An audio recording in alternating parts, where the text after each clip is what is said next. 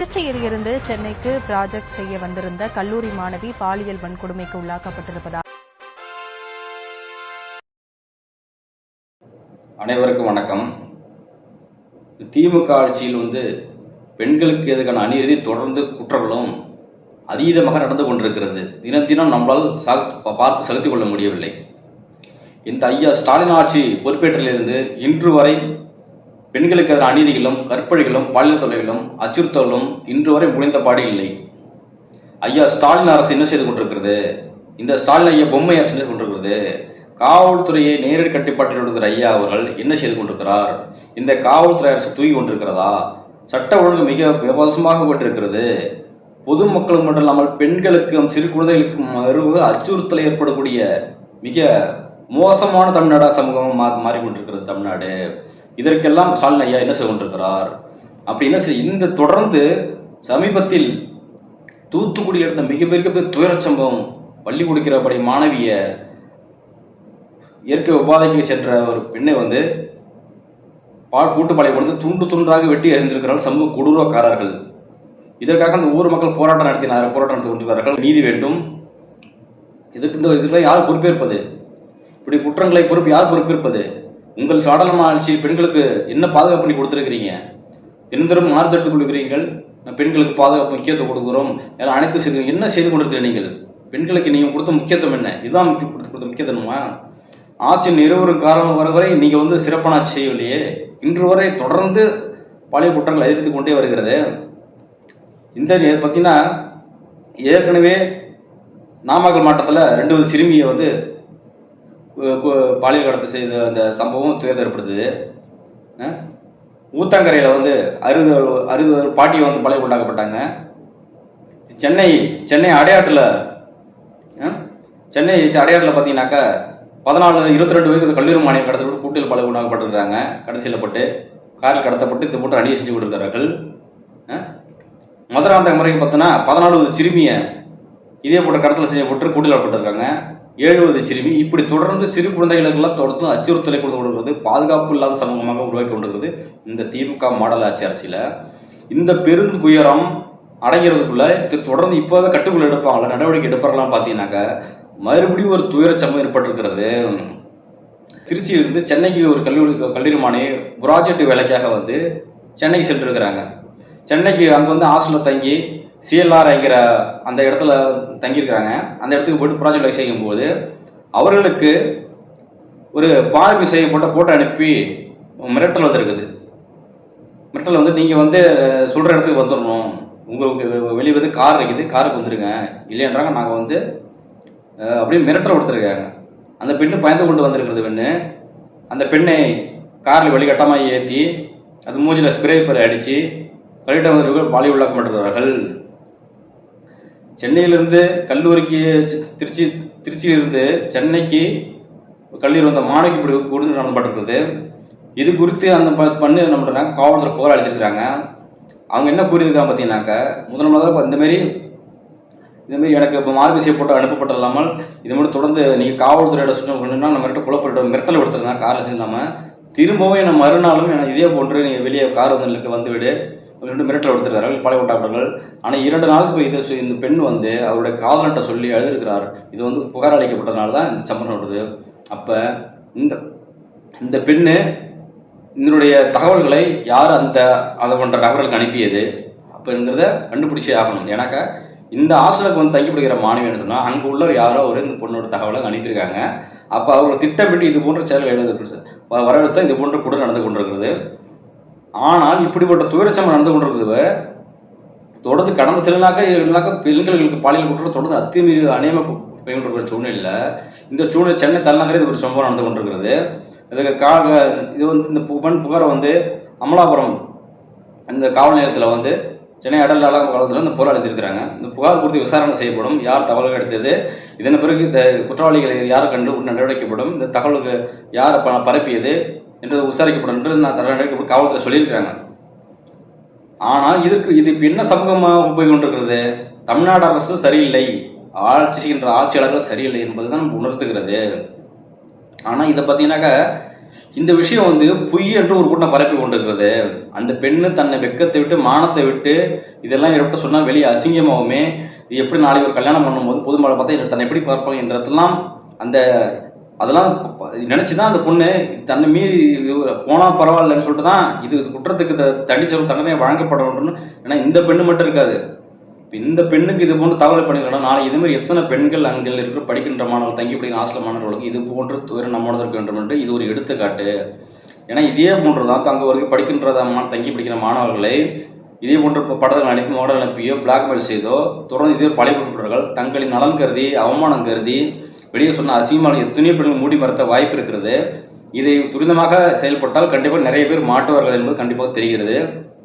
இந்த குழுச்சு நடந்துக்கிட்டு இதற்கு சீமான் அண்ணன் வந்து கடுமையாக, அது மட்டும் இல்லாமல் இந்த திமுகவினுடைய உள்துறை செயலாளர் ஒரு ஒரு தகவல் சொல்லியிருக்காங்க. பார்த்தீங்கன்னா திமுக ஆட்சியில் வந்து குற்றவாளிகள் குறைந்து கொண்டே இருக்கிறதாம்.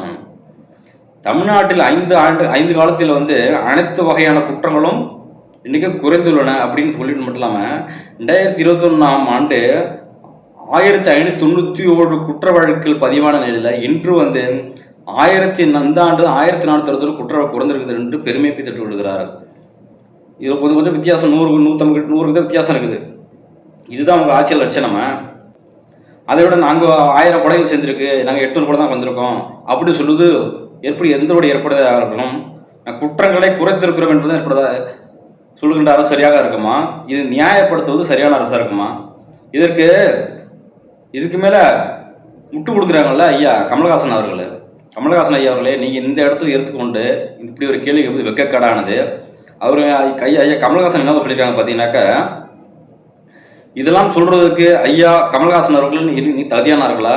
நீ இருக்கிற இடத்தில் கேள்வி கேட்க வேண்டிய அவர்களை பார்த்து இன்றைக்கு அறிக்கை விடுவதெல்லாம் நீங்கள் ஒரு தனி கட்சி வச்சு சுயபோகத்தாக நீங்கள் அங்கே அந்த திமுக அடை வைத்துக் கொண்டிருப்பது, நீங்களாம் பெண்களுக்கு பாதுகாப்பு பற்றி பேசுவது, இந்த மாதிரி கொடூரம் நடக்குது பேசுறதால நீங்கள் அருகதையற்றவர்கள். நீங்கள் என்ன அறிக்கை விட்டுருக்கீங்க? சாந்தமாக இருந்துட்டா எல்லாம் நதி சுத்தமாயிடுமா? நல்லவங்களை கோவப்படாமல் இருக்கிறதுனால தான் இந்த மாதிரி சாக்கடையே ஓடுது. இந்த மாதிரி சாக்கடையை வச்சுக்கிறதுனால தான் நானும் கொஞ்சம் ஒன்று கடிச்சிக்கிற போகிறேன்ட்டு கார் துப்பிட்டு போகிறேன். இந்தமாரி சாக்கடையில் இருக்கிறனால தான் ஏற்கனவே சாக்கடை இருக்குது, நான் ஒன்று கடிச்சிட்டு போகிறேன் அப்படின்னு செஞ்சுக்கிட்டு இருக்கான். சமூக இழிவுகளை கண்டு மனவேதனை 34 ஆண்டுகளுக்கு முன்பு நான் மகாநதியில் வெளிப்படுத்திய கருத்து இன்னும் நிலை மாறவில்லை, அந்த கோபம் இன்னும் தீரவில்லை. பெண் குழந்தைகளை பாதுகாக்க முடியாத சமூகத்தை நாகரிக சமுதாயத்தை கருதவே முடியாது. அவர்கள் அச்சுறுத்து சூழப்படும் எந்த வளர்ச்சிக்கும் அர்த்தமில்லை என்று, இது எந்த பேச்சுக்குமே பொருளும் இல்லை என்று கைகாம சொல்கிறார். பெண்களுக்கு பாதுகாப்பு இல்லாமல் எந்த ஒரு வளர்ச்சியும் எந்த அர்த்தமும் இல்லைன்னு சொல்லிடுறாங்க. பெண்களுக்கு பாதுகாப்பு அந்த கேள்வி வந்து நேரடியாக திமுக அரசை பார்த்து குற்றச்சாட்டுங்க. ஆளுமரம் சரியில்லை, இங்கே வச்சுக்கிற காவல்துறை சரியில்லை, என்ன செய்து கொண்டிருக்கிறார்கள் அங்கே கேள்வி எழுப்புங்க. சும்மா வெற்று பக்கம் 3ஆம் தர கட்சியில் மட்டும் கூட்டத்தில் இருந்து கொண்டு வாய்ச்சாவடால் இந்த போஸ்ட் பதிவு போடுவதெல்லாம் வெக்கக்கேடாது விலைக்காடுது. இதற்கு தான் அண்ணன் சீமான் அவர்கள் வந்து மிகப்பெரிய நீண்ட அறிக்கையும் அவர்கள் விடுத்திருக்கிறார்கள். ஏற்கனவே கொடூர சம்பவம் அதிமுக ஆட்சியில் பொள்ளாச்சி சம்பவம் மிக பரபரப்படுத்தியது. பல மாணவர்களை வீடியோ எடுத்துவிட்டு பிளாக்மெயில் செய்து அரசு ஆட்சியாளர்கள் அமைச்சராக கூடிய மாணவர்களால் தொடர்பு ஈடுபட்டு மிகப்பெரிய சம்பவத்தை ஏற்படுத்தது. அதே போன்று இப்போ இந்த திமுக ஆட்சியில் பார்த்தீங்கன்னா அண்ணா யூனிவர்சிட்டியில் நடந்த ஒரு பெண்ணுக்கு எடுத்த மிகப்பெரிய அநீதிக்கு ஞானசேகர் அந்த நாய் அவன் தான் பிரியாணி இருக்க சொல்கிற பேரில் கடையை போட்டுக்கொண்டு உள்ளே காம்பவுண்டுக்குள்ளே புகுந்து அங்குள்ள பெண்களை காதலர்களை யாரெல்லாம் பேசிக்கொண்டிருக்கிறார்களோ அதை மடக்கி விடுத்து வீடியோ எடுத்துக்கொண்டு பிளாக்மெயில் செய்வது கொண்டு செய்து கொண்டிருந்தாங்க. அது பெருமைப்படுத்துது. அந்த சூழ்நிலையில் இந்த அரசு சரியான நடவடிக்கை எடுத்திருந்தால் இது போன்ற குற்றச்செயல்கள் நடந்திருக்காது நான் சீமான் அவர்கள் கேள்வி எழுப்பியிருக்கிறார். அப்போ இது போன்ற குற்றங்களை பிறகு நீங்கள் சரிவாக பெண்களை பாதுகாக்க வேண்டிய அரசு அப்போ சரியான திட்டமிட்டு இது போன்ற குற்றப்பணி நடக்காத அளவுக்கு நடவடிக்கை அளிக்காது ஏன்? தொடர்ந்து இது மட்டுமல்ல, தொடர்ந்து இது போன்ற தொடர்ச்சியாக ஒவ்வொரு பகுதியிலும் சிறுமி முதல் கல்லூரி மாணவர்கள் வரை யாரும் பாதுகாப்பாக வெளியே சென்று வர முடியவில்லை. யாருக்கு பாதுகாப்பில்லா சூழ்நிலை இருக்கிறது? எந்த பெண்களுக்கும் பாதுகாப்பு இல்லை, வீட்டில் இருக்கும் பெண்களுக்கும் பாதுகாப்பு, வெளியே வேலைக்கு செல்லுங்களுக்கும் பாதிப்பு இல்லை. இதுக்கு காரணம் அரசு சரியான நடவடிக்கையாக கருதம் என்று அண்ணன் சீமான் அவர்கள் குற்றச்சாட்டியிருக்கிறார். இதுக்கு முக்கிய காரணம் திமுக அரசு என்று குற்றச்சாட்டியிருக்கிறார். ஆனால் இந்த திமுக அரசு ஏதாவது கண்டு காணாமல் இருக்கிறதா? ஆட்சி முடிய போகிறது, இது பேருக்கு என்ற திருப்பியும் வரமாட்டோம் என்ற மெத்தன போக்கில் செய்து கொண்டிருக்கிறார்களா?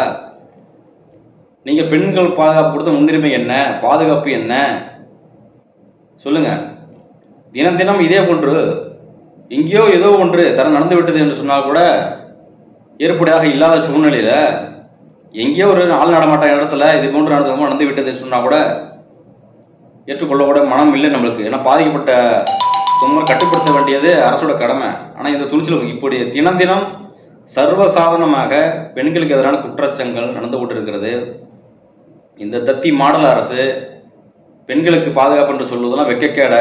இந்த முதலிலும் பெண்கள் ஒவ்வொரு தாய்மார்களும் சரி, ஒவ்வொரு பெண்களும் சரி, படிக்கின்ற பெண்கள் மட்டும் இல்லாமல் அனைத்து பெண்களும் சரி சிந்திக்க வேண்டும்.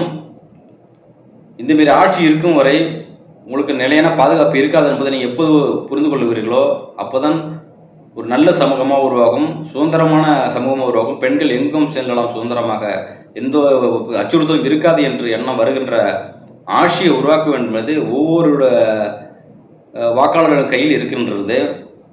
தங்களுடைய சுயநலத்திற்காக வாக்குகளுக்காக வாக்கு பெறுவதற்காக ஆட்சியாளர்கள் காசு கொடுப்பாங்க, பரிசு பொருள் கொடுப்பாங்க, இலவசம் கொடுப்பாங்க. உங்கள் அந்த மனநிலை வைத்திருக்கிறார்கள். நீங்கள் சிந்தித்து செயல்பட வேண்டும். அவர் ஏன் எதற்கு காசு கொடுக்குறார்கள்? அப்போ இந்த பொறுத்து அது நீங்கள் சிந்திக்க வேண்டும். நீங்கள் சிந்திக்காதனால தான் அவர்களுக்கு இந்த மக்கள் காசு கொடுத்தா போதும் வாக்கு போட்டுருவாங்க. அந்த மனநிலையே நீங்கள் தான் அந்த மனநிலையை உருவாக்குறீர்கள். காசு வாங்கி கொண்டு நீங்கள் வாக்கு போடாமல் இருந்து சொன்னால் அவர்கள் நம்ம நல்லதை செஞ்சால் தான் மக்கள் வாக்கு போடுவார்கள் என்ற மனநிலையில் நீங்கள் உருவாக்க வேண்டும். இது போன்ற குற்றப்பணி நடக்கிற பெண்கள் பார்த்துனால் இதே போன்று எங்கேயோ ஒன்று நடக்கிறது என்று நீங்கள் கடந்து செல்கிறீர்கள். அப்போது ஒவ்வொரு ஊரிலும் ஒவ்வொரு வீட்டிலும் ஒரு ஊருக்கும் ஒரு சம்பவம் நடந்தால் தான் நீங்கள் விழிப்புணர்வு இருப்பீங்களா? எங்கேயோ ஒரு மாவட்டத்தில் நடக்கிறது, அப்போ எல்லா மாவட்டத்திலையும் எல்லா ஊர்களிலும் ஊருக்கு ஒரு பெண் இது போன்று பழி உள்ளாக்கப்பட்டு துன்புறுத்தப்பட்டால்தான் நீங்கள் உணர்வீர்களா? அந்த நிலையை நீங்கள் தான் வாக்காளர் நீங்கள் ஒரு நல்ல அரசியல் எதிர்பார்க்க வரக்கூடாது என்று நினைக்கிறீங்களா? இது போன்ற கெட்ட ஆசையை தான் நீடிக்க கொண்டு விரும்புகிறீர்களா? அப்போ இது போன்று ஒவ்வொரு ஊரும் சம்பவம் நடந்தால் தான் நீங்கள் தங்களுக்கு ஏற்பட்டால் தான் அந்த வழியை உணர்ந்து நீங்கள் திருந்துவீங்களா? தயவுசெய்து சிந்திக்க வேண்டும் என்பதை நம்ம இந்த காணொலி நம்ம பதிவிட்டு இருக்கிறோம். நம்ம வேற ஒரு காணொலிக்காக நம்ம பேசிக்கொண்டிருக்க சூழ்நிலையில் ஆனால் தொடர்ந்து இந்த சம்பவம் தொடர்ந்து 10 நாட்களாக தொடர்ந்து பெண்களுக்கு எதிராக அநீதி தொடர்ந்து இது கொண்டு இருக்கிறது. இந்த தத்திய மாடல் அரசு, திமுக கையாளாகாத அரசு உடனடியாக நீங்கள் துரத்த வேண்டும், நீக்க வேண்டும். இந்த ஆட்சியை விட்டு நீ துரத்தவில்லை என்று சொன்னால், ஆட்சியை விட்டு அகற்ற வேண்டும் சொன்னால் ஒருபோதும் நம்ம தமிழ்நாட்டுக்கு வெளியிலே வராது. 2 ஆட்சியில் தான் நம்ம வாழ வேண்டும். அது துஷ்பிரயோகம் செய்கிறவர்கள் ஆட்சியில் அமர்ந்தால் மக்களால் எப்போதுமே நிம்மதியாக வாழ முடியாது. நீ உணராற்ற விட்டால் நீங்கள் தான் செய்கின்ற இந்த முதல் தவறு. இந்த போல கித்தியவர்கள் ஆட்சியில் அமர்வதற்கு நீங்கள் தான் ஒவ்வொருவரும் தாங்கள் வாக்களித்த வாக்கை வீணடித்தது தான் இப்படி ஒரு பெண்களுக்கு எதிராக குற்றச்சாட்டு நடந்து கொண்டிருக்கிறது. நீங்கள் எப்போது உணர்வீர்கள்? உணர வேண்டிய கட்டாய தேவை. இன்றாவது 5 ஆண்டுகள் கடந்து விட்டது. இந்த 5 ஆண்டுகளை இப்போது கடைசி இடத்துலயாவது நாட்டில் இருக்கிற செய்தி ஊடகங்களையும் நல்ல உறவு சொல்வதை கேளுங்கள். இல்லை என்று சொன்னால் மிகப்பெரிய பேராபத்துக்கு உள்ளாகிவிடும் தமிழ்நாடு பாதுகாப்பு இல்லை, யாருக்குமே பாதுகாப்பு இல்லாமல் மாறிவிடும். தயவு சிந்தியுங்கள். நன்றி, வணக்கம்.